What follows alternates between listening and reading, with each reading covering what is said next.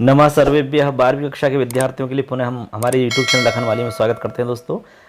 थोड़ा सा आपको अगला पार्ट लाने में थोड़ा सा विलंब हुआ दोस्तों, क्षमा चाहते हैं। किसी कारणवश कार्य की व्यस्तता के कारण हम थोड़ा सा इसमें विलंब हो चुके हैं दोस्तों।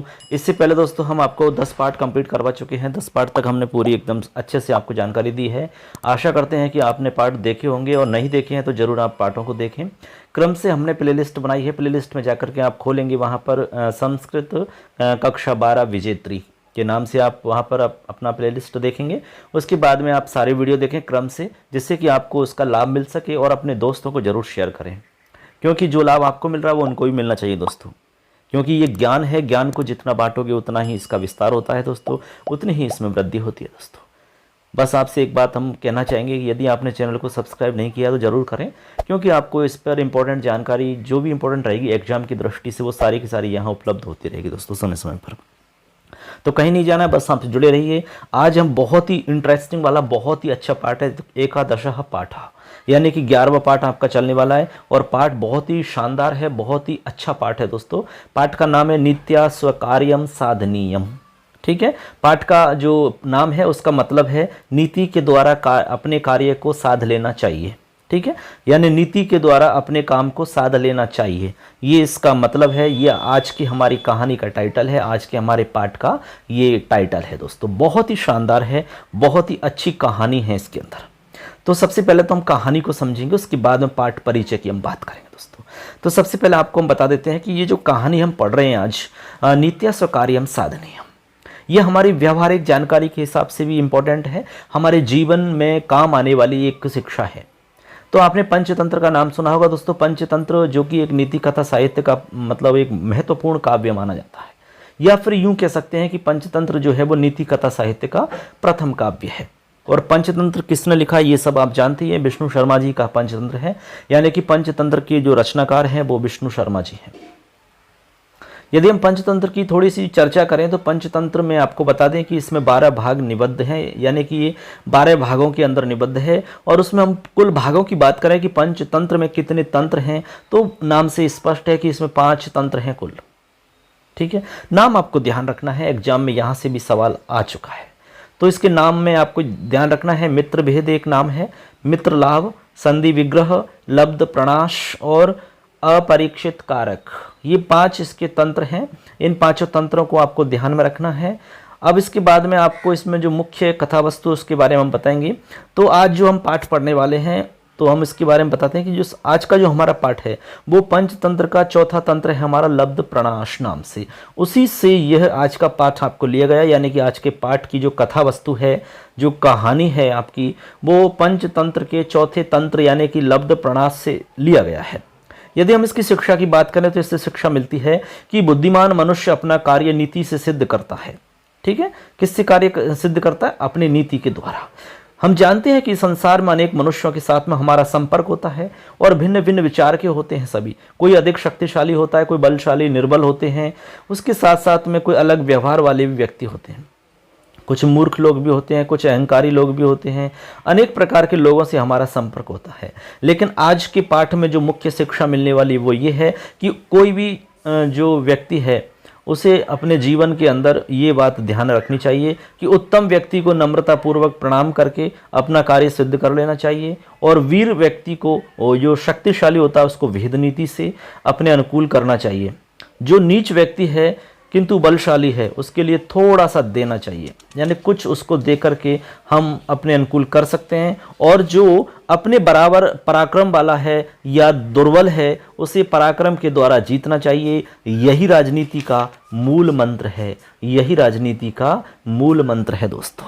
तो आज की जो कहानी है हमारी, आज का जो टाइटल जो जैसे कि आपको बताया था हमने, नित्या स्वकार्यम साधनीयम, उस कहानी से यही शिक्षा मिलती है कि हमें अपने कार्य को नीति के द्वारा साध लेना चाहिए, नीति के द्वारा कर लेना चाहिए।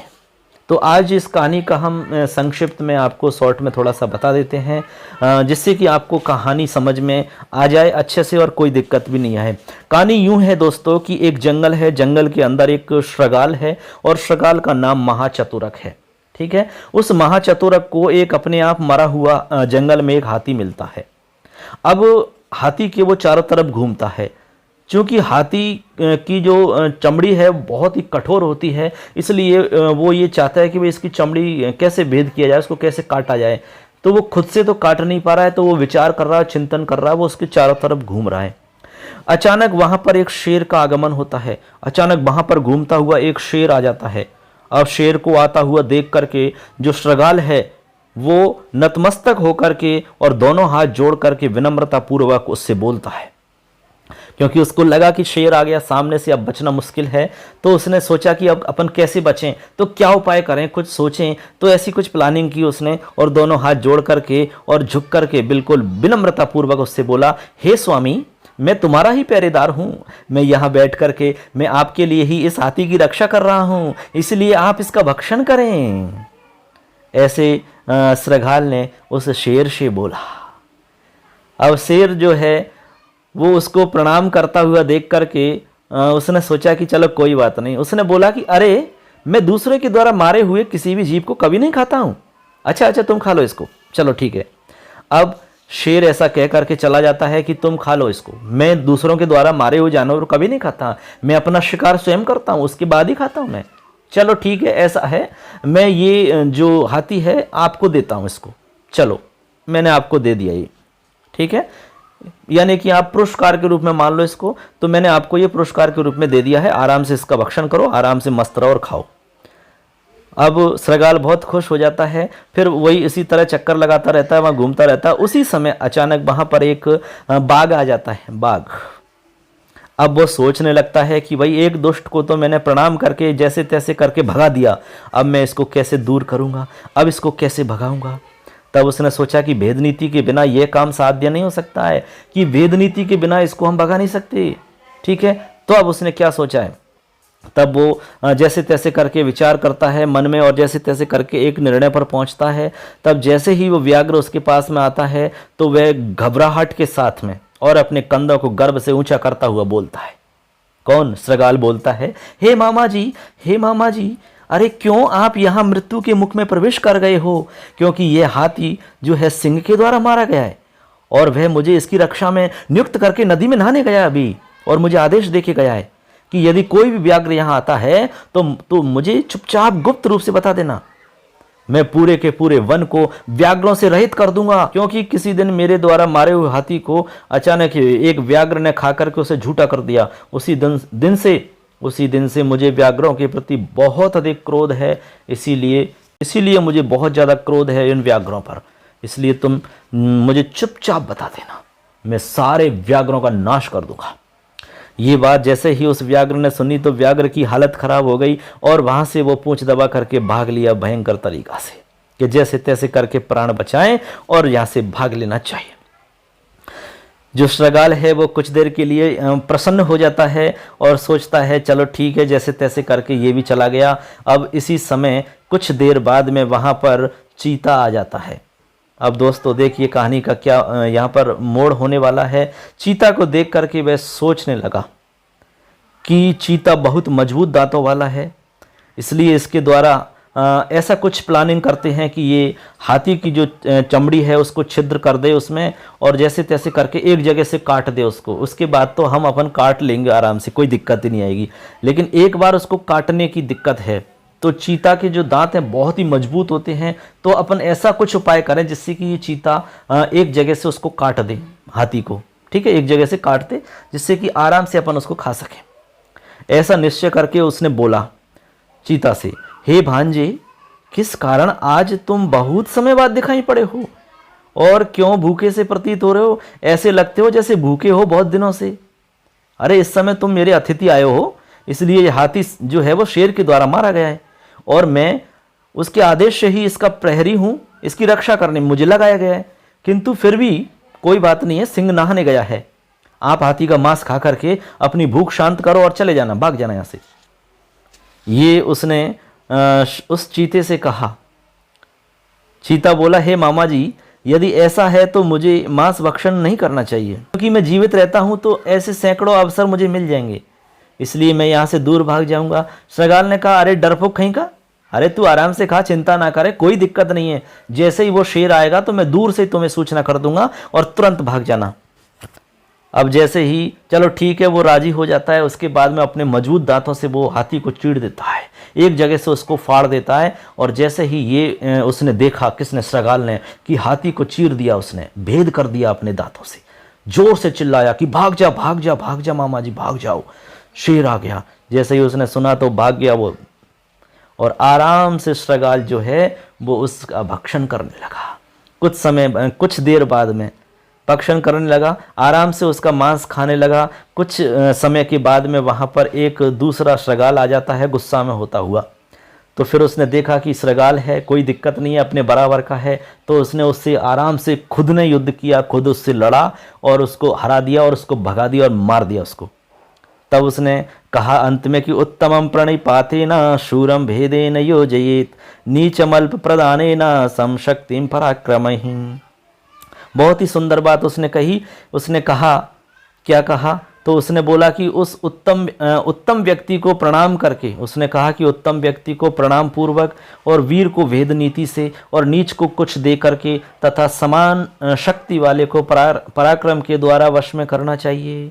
इस प्रकार से ये इस पाठ की आज की शिक्षा है, आज की इस कहानी की शिक्षा है दोस्तों। तो ये थी हमारी आज की कहानी जो कि हमने संक्षिप्त में आपको सुनाई थी। कैसी लगी आपको कहानी ज़रूर हमें कमेंट करके बताएं दोस्तों। तो इसी कहानी को हम पाठ के रूप में पढ़ेंगे, बहुत ही सुंदर तरीक़ा से आपको इसमें बताएंगे, बहुत ही रोचक तरीक़ा से बताएंगे दोस्तों। इसमें एग्ज़ाम के हिसाब से भी इम्पोर्टेंट है, कहाँ कहाँ से आपका कौन सा प्रश्न बन सकता है आपको बीच बीच में बताया जाएगा। तो दोस्तों कैसी लगी कहानी ज़रूर हमें बताएं। तो ये तो थी दोस्तों कहानी, ठीक है। अब हम बात करेंगे इसके अंदर जो पाठ है, इस पाठ का परिचय, ठीक है। परिचय भी आपको हम बता देते हैं जिससे कि आज का हमारा लेसन हो जाएगा। इसमें कोई बहुत ज़्यादा कठिन कुछ भी है नहीं। तो देखिए सबसे पहले हम परिचय की बात करते हैं दोस्तों। तो ये कहानी हमने सुन ली, कहानी आपको समझ में आ गई। अब हम देखते हैं इसका परिचय। चलिए देखिए, आप जैसे कि किताब में देख पा रहे हैं, देखिए स्टार्ट करते हैं। पाठ का नाम एकादशः पाठ नीत्या स्वकार्यम साधनीयम, ठीक है। तो लिखा हुआ है, देखिए यहाँ पर आप अच्छे से देखेंगे, स्क्रीन पर देखेंगे सभी। स्टार्ट करते हैं आज के इस पाठ का परिचय। लिखा हुआ है जैसे कि देख पा रहे हैं आप, देखिए पंचतंत्रम नीति कथा साहित्यस्य प्रथमम काव्यमस्ति। मतलब ये हुआ दोस्तों, सिंपल है एकदम।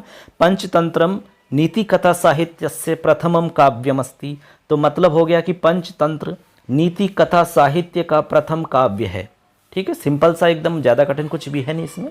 तो आराम से सुनेंगे और आराम से आपको सारा का सारा याद हो जाएगा। पंचतंत्र नीति कथा साहित्य का प्रथम काव्य है, ये लाइन आपको समझ में आ गई, बहुत ही सिंपल लाइन है। इसके बाद में लिखा हुआ है दोस्तों, अस्य रचनाकारः विष्णु शर्मा आसीत्, ठीक है। अस्य रचनाकारः विष्णु शर्मा आसीत् का मतलब हुआ इसकी रचनाकार विष्णु शर्मा थे। आसीत् यानी थे, अस्य यानी इसके रचनाकार विष्णु शर्मा थे। ये इस पंक्ति का अर्थ हो जाता है, ठीक है ना। अब इसके आगे जो लिखा हुआ है उसका मतलब है, पंचतंत्रे पूर्वं 12 भागाः निबद्धाः आसन् किंतु सांप्रतम 5 भागाः एव उपलभ्यन्ते, ठीक। मतलब इसका ये हुआ कि पंचतंत्र में, पंचतंत्र यानी पंचतंत्र में सप्तमी एक वचन का रूप है दोस्तों, जैसे कि रामे होता है उसी प्रकार से है। तो पंचतंत्र में पहले, पूर्वम यानी पहले, 12 भागा यानी 12 भाग, ठीक है।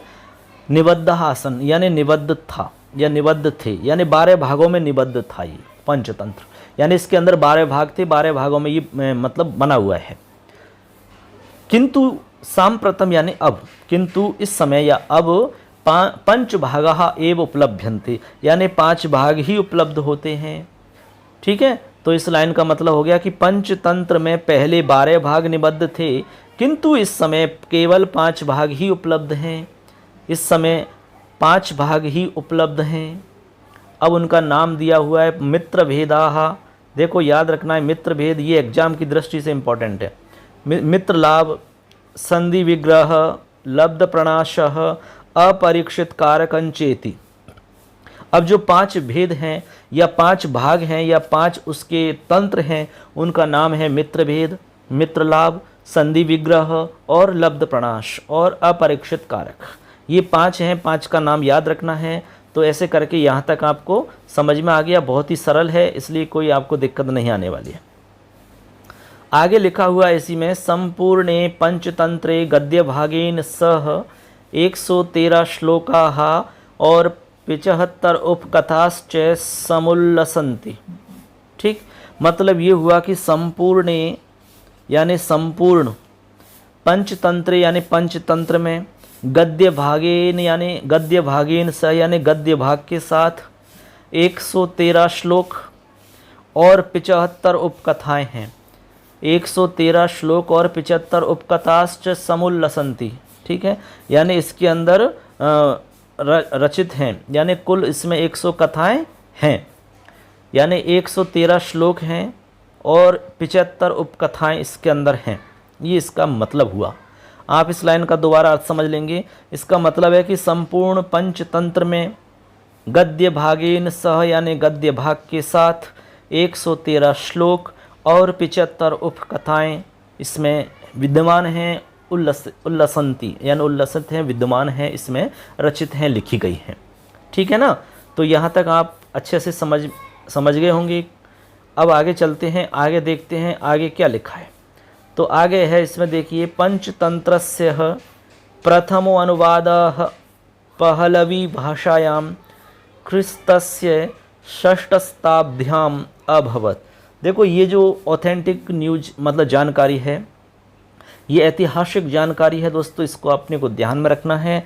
इसका मतलब है कि पंचतंत्र का पहला अनुवाद पहलवी भाषा में ईसा की 6वीं शताब्दी में हुआ था। ठीक है, पंचतंत्र से प्रथम अनुवाद यानी पंचतंत्र का प्रथम अनुवाद पहलवी भाषा में जो ईसा की 6वीं शताब्दी है, ईसा की 6वीं शताब्दी में हुआ था। ठीक है, ये आपको लाइन का मतलब ध्यान में रखना है। ये आपकी ऐतिहासिक जानकारी है जो आपको ध्यान रखनी है। आगे लिखा हुआ है, पंचतंत्रस्य रचनाकालः ईस्वीयस्य 3य शताब्दी आसीत् इति विदुषां विवेचनानुसारेण प्रतीयते। ठीक, मतलब ये हुआ कि पंचतंत्रस्य रचनाकालः का मतलब पंचतंत्र का रचनाकाल ईस्वीयस्य 3य शताब्दी यानी ईसा की 3री शताब्दी था। ठीक है, इति विदुषां विवेचनानुसारेण प्रतीयते, ऐसा विद्वानों के विवेचन से प्रतीत होता है या विवेचन के अनुसार प्रतीत होता है। मतलब समझ गए। इस लाइन का दोबारा से अर्थ समझ लीजिए। पंचतंत्र का रचना काल ईसा की 3री शताब्दी था, ऐसा विद्वानों के विवेचन के अनुसार प्रतीत होता है।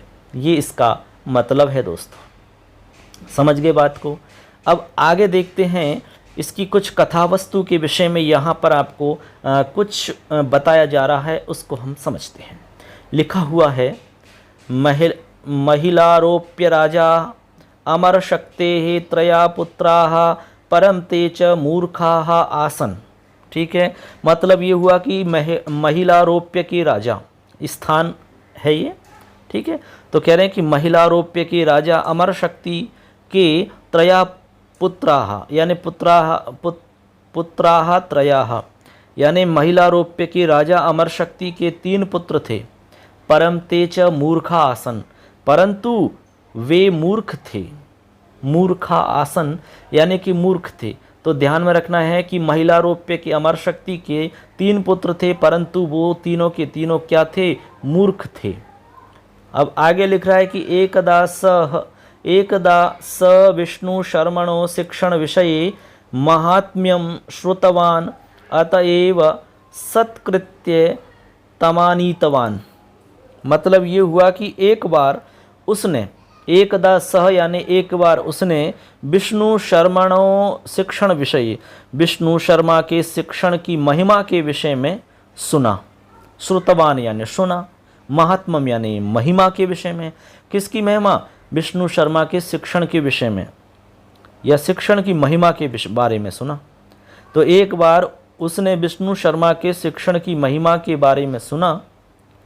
ठीक है, अतएव यानी इसलिए, सत्कृत्य यानी उसको सम्मानपूर्वक, इसलिए सम्मानपूर्वक उसको तम आनीतवान, तम यानी उसको और सत्कृत्य यानी सम्मानपूर्वक आनीतवान यानी लेकर आए।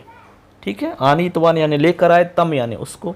तब इस लाइन का अर्थ हो जाएगा कि एक बार उसने विष्णु शर्मा के शिक्षण की महिमा के विषय में सुना, इसलिए उसको सम्मान पूर्वक अपने घर लेकर आए, यानी सम्मान पूर्वक उसको लेकर आए। ये इसका मतलब हो जाता है। फिर आगे लिखा हुआ है अमर शक्ति ही पुत्रत्रयम शिक्षयितुम निवेदितवान। अमर शक्ति ने तीनों पुत्रों को शिक्षित करने के लिए निवेदन किया। अमर शक्ति पुत्रत्रयम शिक्षयितुम, शिक्षयितुम यानी शिक्षित करने के लिए, निवेदितवान यानी निवेदन किया। अमर शक्ति ने तीनों पुत्रों को शिक्षित करने के लिए निवेदित किया। किसको किसको किया? विष्णु शर्मा को। आगे लिख रहा है विद्वान पंडित विष्णु शर्मा अपि तान पाठयितुम प्रतिज्ञातवान। बहुत ही बढ़िया लिखा हुआ है कि विद्वान पंडित विष्णु शर्मा अपि तान पाठयितुम प्रतिज्ञातवान। मतलब ये हुआ कि विद्वान पंडित विष्णु शर्मा ने भी उनको पढ़ाने के लिए प्रतिज्ञा कर ली। प्रतिज्ञातवान यानी प्रतिज्ञा कर ली उनको पढ़ाने के लिए। तान पाठयितुम यानी उनको पढ़ाने के लिए प्रतिज्ञा कर ली। विष्णु शर्मा ने भी उनको पढ़ाने के लिए प्रतिज्ञा कर ली, चाहे कैसे भी मूर्ख हो मैं उनको पढ़ा कर रहूँगा, ऐसी उन्होंने प्रतिज्ञा कर ली। आगे है कथात्मक शिक्षणेन ते त्रयोपि राजपुत्राः स्वल्पकालेन एव विद्वांसाः नीति निपुणाश्च भवन। देखिए मतलब हो गया कि कथात्मक शिक्षणेन यानी कथात्मक शिक्षण के द्वारा। कथात्मक शिक्षणेन का मतलब है कथात्मक शिक्षण के द्वारा ते त्रयोपि राजपुत्राः, वे तीनों ही राजपुत्र या राजकुमार अल्प स्वल्पकालीन यानी थोड़े ही समय में विद्वांस नीति निपुणाश्च भवन यानी विद्वान और नीति निपुण हो गए। मतलब ये हुआ कि कथात्मक शिक्षण से वे तीनों राजकुमार थोड़े से ही समय में विद्वान और नीति निपुण हो गए। ये इस पंक्ति का मतलब है। आगे है संकलित कथा पंचतंत्र से चतुर्थ तंत्राः लब्ध प्रणाशताः गृहीता यस्याम प्रधान शिक्षा मिलति यत् विद्वान मनुष्याः स्वकार्यं नीत्याः साधयति। बहुत ही सुंदर पंक्ति है दोस्तों, मतलब समझिए। लिखा हुआ है कि संकलित कथा यानी संकलित कथा पंचतंत्र से यानी पंचतंत्र के चतुर्थ तंत्र यानी चतुर्थ तंत्र लब्ध प्रणाशतः यानी लब्ध प्रणाश से गृहीता यानी ली गई है। ठीक है।